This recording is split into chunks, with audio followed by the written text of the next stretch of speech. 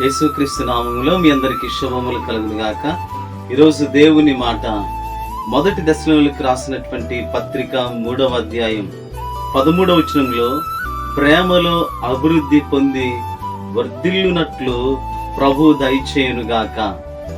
ప్రేమలో అభివృద్ధి పొందడం, యేసుక్రీస్తును ప్రేమించే విషయంలో, ఆ విధంగానే మన పొరుగు వారిని ప్రేమించే విషయంలో మనం అభివృద్ధి చెందాలి. ఒక బాలుడు ఏ విధంగా ప్రతి నెల ప్రతి సంవత్సరం ఎదుగుతూ ఉంటాడు, అతడు పరిపూర్ణతలోనికి వచ్చేంత వరకు ఏ విధంగా తన ఎదుగుదల ఉంటుందో, ఆ విధంగానే యేసుక్రీస్తులో ఉన్న వారందరూ కూడా ప్రేమలో అభివృద్ధి చెందాలి. ప్రేమలో వేరుపారి స్థిరపడిన అనుభవంలోనికి రావాలి. బైబిల్ అంతా కూడా ఒకే విషయాన్ని ప్రస్తావిస్తూ ఉంది, అది ప్రేమ.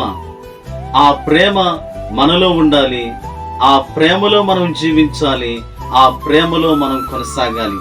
యేసయ్యను ప్రేమించే విషయంలో, అలాగే యేసుక్రీస్తు వారు సృష్టించిన మన సహోదరి సహోదరులను ప్రేమించే విషయంలో మనమెన్నడూ కూడా ద్వేషాన్ని మన హృదయంలో పెట్టుకొనక ప్రేమలో వేరుపారి స్థిరపడాలి. అలాంటి అనుభవంలోనికి దేవుడు మిమ్మలను నడిపించునుగాక. ప్రేమలో అభివృద్ధి పొందేటట్లుగా దేవుడు మిమ్మలను దీవించునుగాక. ప్రార్థన చేసుకుందాం. అత్యంత ప్రేమ కనికరం గల మా యేసయ్య, మీకు స్తోత్రాలు. ఈరోజు కార్యక్రమాన్ని వీక్షిస్తున్న మీ ప్రజలను మీరు దీవించండి, ఆశీర్వదించండి.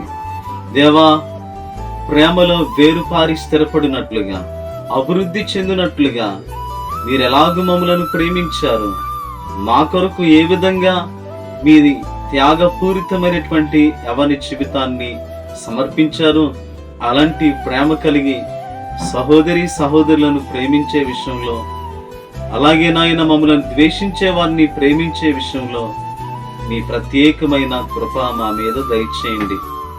ఈ కార్యక్రమంలో ఉన్న వారందరినీ కూడా ప్రత్యేక రీతిలో మీరు దీవించమని, ఆశీర్వదించమని యేసయ్య శ్రేష్టమైన నామములో ప్రార్థించి అడిగి వేడుకుంటున్నాము తండ్రి. ఆమేన్. దేవుడు మిమ్మలను దీవించునుగాక. ఆమేన్.